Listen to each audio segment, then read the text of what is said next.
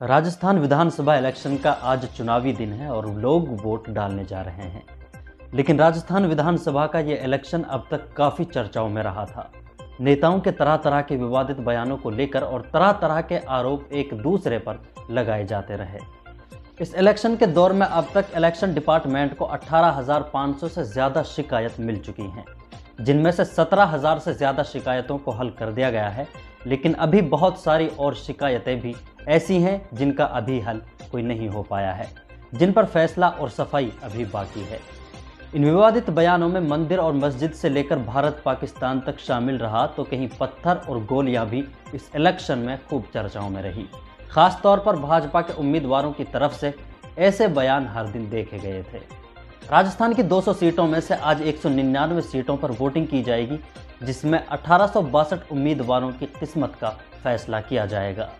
Voting सुबह 7 बजे से शुरू की गई और शाम के 6 बजे तक वोटिंग जारी रहेगी। राजस्थान इलेक्शन में इस बार उम्मीद लगाई जा रही है कि इस बार दोबारा राजस्थान में कांग्रेस सरकार अपने कदम जमाने में कामयाब हो सकती है। हालांकि राजस्थान की राजनीति के बारे में मशहूर है कि यहाँ हर 5 साल बाद स्टेट गवर्नमेंट बदल जाती है, लेकिन क्या इस बार भी ऐसा मुमकिन हो पाएगा या नहीं, ये बहुत दिलचस्प होगा।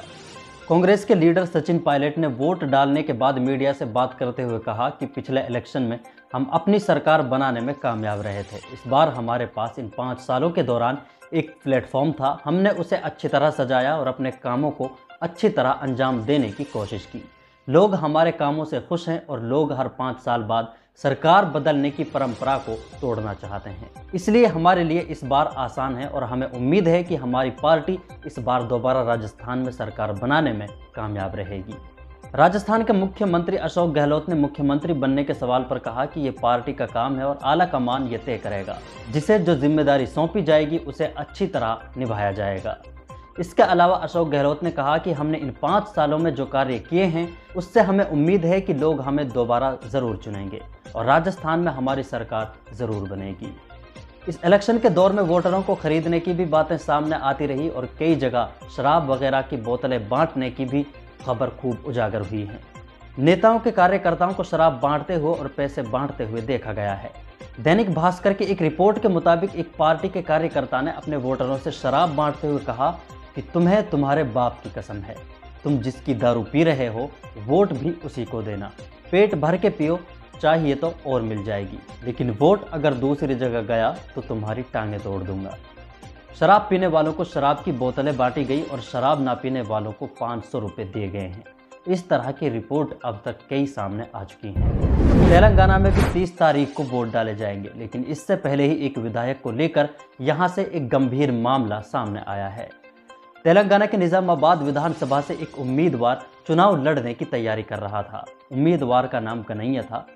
उसे alliance of democratic reforms party का टिकट मिला था और उसने अपना नामांकन पत्र भी दाखिल करा दिया था। लेकिन 19 नवंबर को उम्मीदवार ने खुदकुशी कर अपनी जान दे दी है। ये उम्मीदवार कोई अमीर या कोई खानदानी राजनेता नहीं था। एक सब्जी की दुकान चलाता था जिससे हर दिन 500 रुपये कमा लेता था, लेकिन वो मजदूरों के हक के लिए आवाज़ उठाया करता था। इसीलिए लोगों ने उसे हौसला दिया और उसने विधानसभा इलेक्शन लड़ने का मन बना लिया था। लेकिन इस उम्मीदवार के इलेक्शन लड़ने की जानकारी न इसके घर वालों को थी और न ही इसकी पत्नी को थी। 19 नवंबर को जिस दिन उसने खुदकुशी की, उससे सिर्फ 2 दिन पहले ही परिवार को ये जानकारी मिली थी कि वो चुनाव लड़ने वाला है और उसने नामांकन पत्र भी दाखिल करा दिया है। लेकिन 19 नवंबर को शाम के वक्त घर में इस उम्मीदवार की पंखे पर लटकी हुई लाश मिलती है।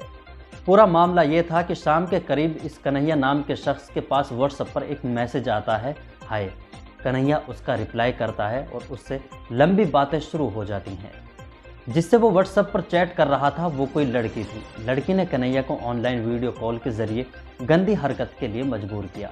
इसके बाद इसका वीडियो रिकॉर्ड कर लिया गया और कन्हैया से भारी पैसों की मांग करने लगी। कन्हैया के पास उतने पैसे नहीं थे जिनसे वो अपना पीछा छुड़ा सके। कन्हैया ने हज़ारों कोशिशें की, हज़ारों माफ़ियाँ भी मांगी, लेकिन सामने वाला कन्हैया की मजबूरी समझ नहीं सका। 1 या 2 घंटे बाद उसी दिन शाम को परेशान होकर कन्हैया ने फंदे पर लटक कर अपनी जान दे दी। अभी तक ये साफ नहीं हो पाया है कि बात करने वाला दरअसल कोई लड़की ही थी या कोई लड़का था। हरियाणा के फरीदाबाद के एक गांव स्वरूपपुर में कुछ बदमाशों ने एक मुस्लिम परिवार के घर पर हमला कर दिया है। मुस्लिम परिवार के इस घर पर नाजायज कब्जा करने की कोशिश की गई है।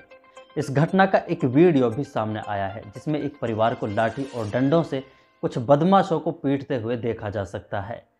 फरीदाबाद के एक गांव में रहने वाला शकील अहमद का परिवार यहां अपने मकान में रहता है। प्रियंका नाम की एक औरत ने गुंडों को बुलाया और उन पर हमला करा दिया और उनसे उनके मकान को छीनने की कोशिश की गई है। घर पर पहुंचकर इन गुंडों ने शकील के 2 बेटों पर और एक लड़की पर हमला कर दिया। शकील की बेटी की 2 महीने बाद शादी होने वाली है। इससे पहले ही उसे भी घायल कर दिया है और उनके पास लड़की की शादी के लिए जो जेवरात थे, बदमाश उन्हें छीन कर ले गए हैं। हर दिन ऐसे मामले लगातार सामने आते जा रहे हैं। ये घटना कल दोपहर की है। उम्मीद है फरीदाबाद पुलिस तक अब तक इसकी जानकारी पहुंच चुकी होगी और आरोपियों के खिलाफ सख्त से सख्त कार्रवाई की जाएगी। पूरी रिपोर्ट के बारे में आप भी अपनी राय कमेंट बॉक्स में रख सकते हैं। वीडियो को लाइक कर दें और शेयर कर दें। अगर चैनल को सब्सक्राइब नहीं किया है तो चैनल को सब्सक्राइब जरूर करें।